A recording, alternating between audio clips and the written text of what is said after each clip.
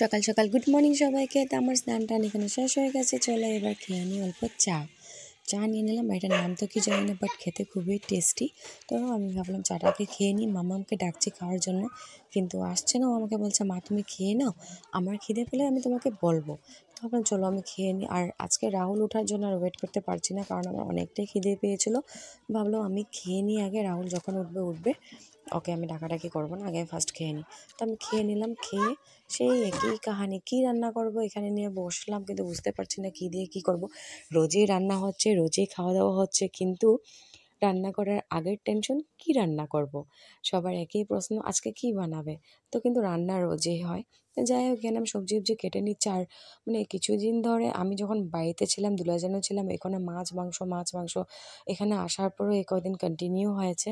তো ভেবেছিলাম আজকে কিছু আমি হালকা কিছু বানাবো, সিম্পল। তো দেখা যাক কী করি।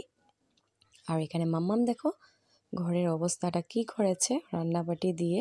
আর বাইরে খেলবো বা কোথায়, যে বৃষ্টি, যে মানে বাইরের অবস্থা। আজকে একটু রৌদ্র দেওয়াতে তাও ভালোই লাগছে।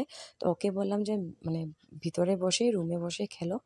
তো খেলাধুলা করছে। আর আমার এটা তো বিছানা যে দিনে কতবার মানে গুছাতে লাগে তার কোনো ধারণা নেই। 5 মিনিট পর পর রুমটার অবস্থা খারাপ হয়ে যায়।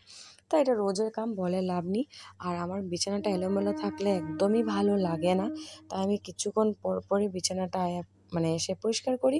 মাম্মাম রুমে ঢোকার সাথে সাথে আবার একই হালত হয়ে যায়। তো এটা আমার রোজের ডিউটি, আর কি বলবো।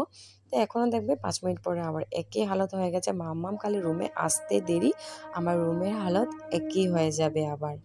তারপর রান্নাবান্না করার পর তারপরে কিছু আর আমি ভিডিও করতে পারিনি, কারণ মাম্মামকে নিয়ে একটু বিজি হয়ে গেছিলাম, তাই আর ভিডিও করতে পারিনি। আর এখন হয়ে গেছে সন্ধ্যা। তো এখন টাইম হয়ে গেল 7:30। তো আমাদের চাটা খাওয়া শেষ, খেয়ে বসে বোর হচ্ছিলাম, কারণ মাম্মাম তো ঘুম দেখো।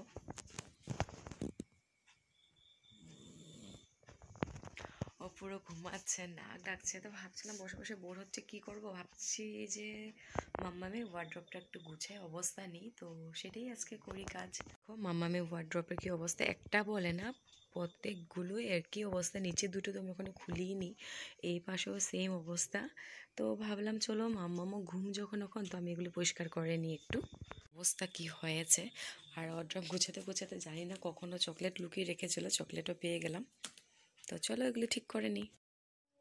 ভাবলাম মাম্মাম ঘুমে থাকতে থাকতে যতটুকু পারে গুছিয়ে নিই, কারণ ও উঠে গেলে তো শুরু হয়ে যাবে ওর উৎপাত। আর নোংরা তো আমিই করি না, কারণ যখন মানে কোথায় যাওয়ার হয় বা ঘরে মাম্মামের কিছু ড্রেস আমি খুঁজে পাই না, কি করি তখন সবগুলো একবারে বার করে, ওই যে ড্রেসটা আমি খুঁজছি সেখান থেকে বার করে নিয়ে বাকিগুলি না গুছিয়ে তখনই মানে তাড়াহুড়াতে আমি একবারে সেগুলি ঢুকিয়ে দিই, যার জন্য আমার এই হালতটা হয়। তো কি করব, যখন নোংরা করে গুছাতে তো হবেই। আমার গুছানো কমপ্লিট হয়ে গেছে, দেখতেই পাচ্ছ সবগুলো আমি গুছিয়ে নিয়েছি।